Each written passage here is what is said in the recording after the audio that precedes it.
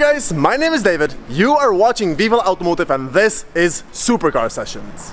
Supercar Sessions is basically me going through these posh areas of London, trying to locate and photograph some of the rarest, coolest and most expensive cars out on the streets. All cars are given points based on their price, exclusivity, as well as my own perspective.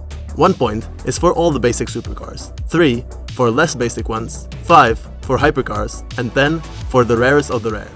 After not being in London for 2 months, I am back here in Mayfair. It is a beautiful weather out, it is a Saturday, and as you can see right there behind me, we are starting on a good note because there is a Rosso Corsa Ferrari F40. It honestly feels so good to finally be back on the streets of London, and especially with cars like this Ferrari F40 over here, the iconic Ferrari's 80s supercar. Look at it from the back, this massive wing, this V8 here with this sort of plastic cover that you can see through, and this completely sort of stripped out interior.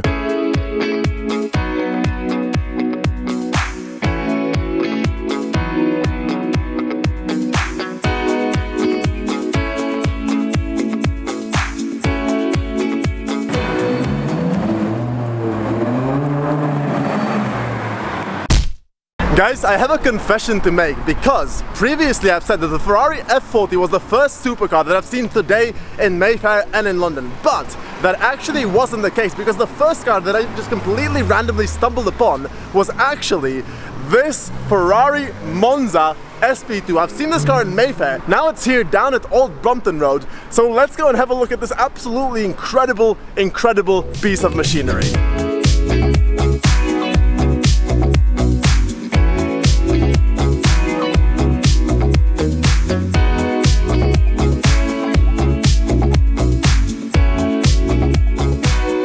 I have literally been out for like half an hour today and already I've seen these two absolutely incredible Ferraris. The Ferrari Monza SP2, of course, I've seen two of those out in Monaco, but it's even better to see one here in London because the weather in London is not the best for most of the year. So seeing these convertible cars without any windshield and without any roof in London is pretty much absolutely impossible because the owners just park them in their garages and never drive them out. So this car over here is inspired by a Ferrari 365 GTB. The owner of this car gave me a ride in his Ferrari 488 Pista, which was inspired by a 250 GTO, also an absolutely incredible spec.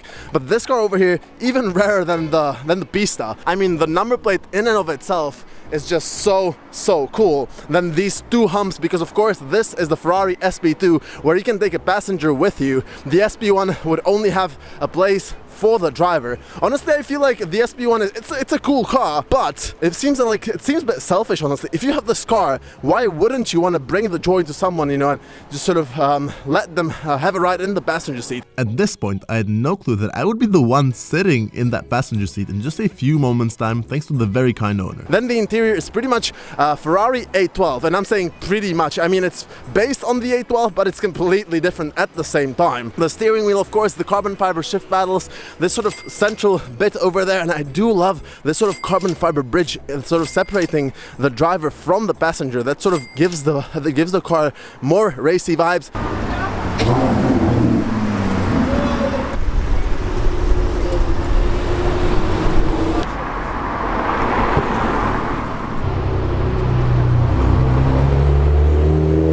Guys, I've missed being in London so much. I mean, it feels so good to finally be back, especially when there's a car like this thing out and about. I mean, the Monza SP2 is one of my favorite modern Ferraris. There's only 500 of them in the world, and I've seen, this is my fourth one, I think.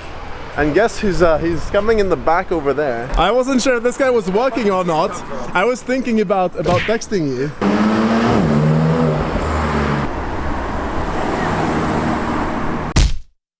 Solo down coming from.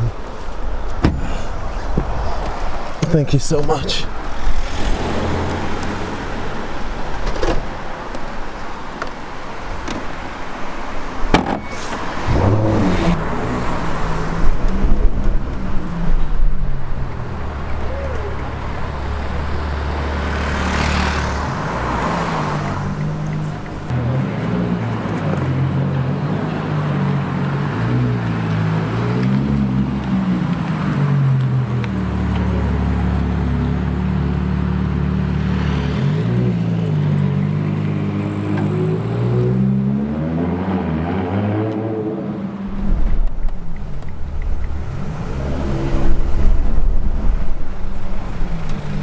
Alright, as alluded to earlier, here I am sitting in the Monza SP2, and I mean, I just absolutely love this car if you couldn't tell already.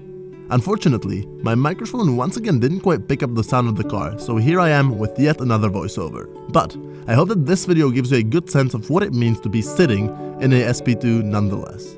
Here we are just casually driving through Chelsea, you know, just another day, and just look at how the rear view mirror sticks out in the middle. That's quite interesting / weird. Here we have a thumbs up, but I think that there is no need in saying that I really enjoyed this ride. I'm not gonna lie, one thing that makes the Monza SP2 driving experience quite special is that when I was sitting in the car at higher speeds, I literally felt like a dog who decided to stick his head out of the window of a driving car, and in this shot, I think that I kinda do look like one as well.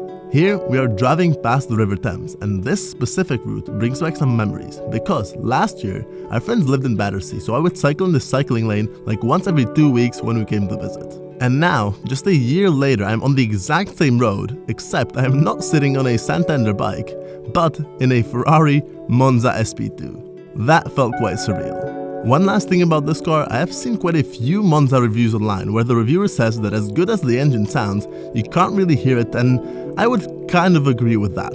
Except, when you're driving at lower speed and then accelerate a bit, that's when you can really hear the engine, and I can confirm that it sounds absolutely amazing.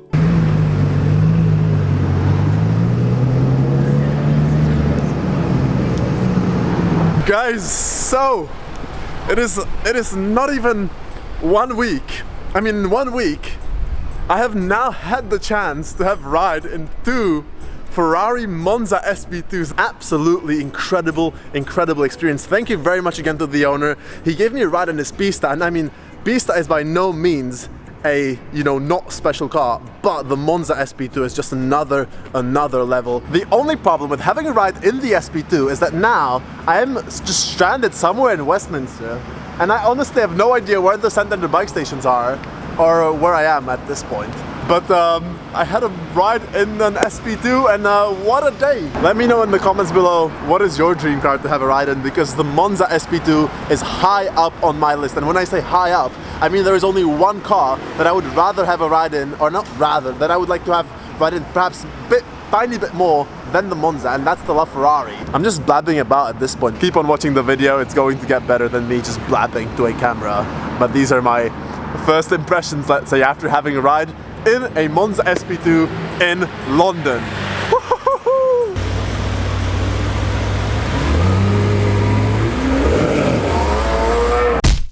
Alright guys, and I made it here in time. Here it is, the orange McLaren Senna. The owner of this Senna has got an amazing car collection with a Lamborghini Sian as well. I just got corrected that it's not one Sian, but it's 2 Sians. So he's got the Senna and 2 Lamborghini Sians, one here in London and one in the US.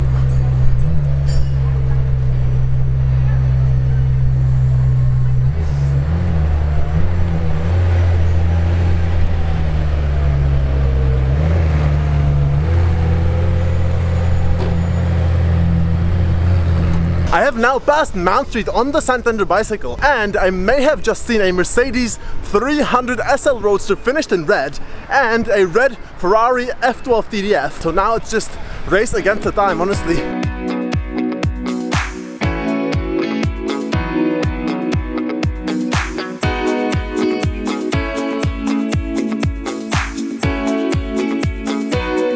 I have made it to Mount Street, and as expected, it is absolutely insane. I mean, Mount Street hasn't been this good for the past year or 2 that I've been here in London. So let's go and have a look at all of these cars. And the only question is, will I be able to record all these cars before it gets too dark? Let's see. So first of all, here we have this Ferrari F12 TDF, an absolutely incredible machine, one out of only 799 in the world, I believe. But over here we have got the Mercedes 300 SL Roadster that I was talking about previously. I mean, this car is just, in my mind, the pinnacle of the 1950s of automotive design, and it just looks so timeless and so stunning. One car that I would rather have than the Roadster is, of course, the Gullwing, because the doors go up. I think it costs around £800,000, but I mean, why would you care about the price when it looks like this? And by the way, red is my favorite color on the SL as well, because I absolutely love this one painting from Andy Warhol.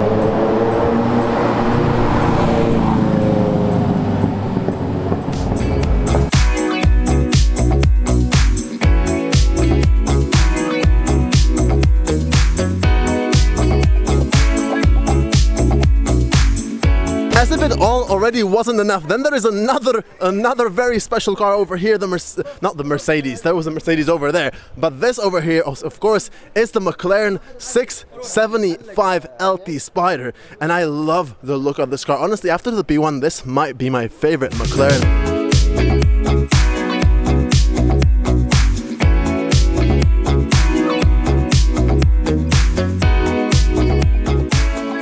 I honestly just wish that I had a bit more time because it's really getting dark now. There is this beautiful Porsche 918 with a Weissach package, and I don't really have enough time to take any pictures, so I'll just sort of quickly walk you around the spec on this car. I mean, I do love the spec on this car. It's sort of subtle, but very expensive and very special at the same time. Just parked in front of the Connaught Hotel. One thing that is not so discreet about this car is the interior, though. Let me know in the comments below, what do you think about the interior? Because I actually think that it kind of goes well, this sort of extravagant interior with the stealthy exterior. It does have a cup holder, by the way, because it's a Porsche after all, and the Germans have thought of everything. And thinking about everything, there's also a fire extinguisher down there. I think that the McLaren would need the fire extinguisher a bit more. And over there in the distance, we have got a Lamborghini Aventador SV as well, just parking up right now.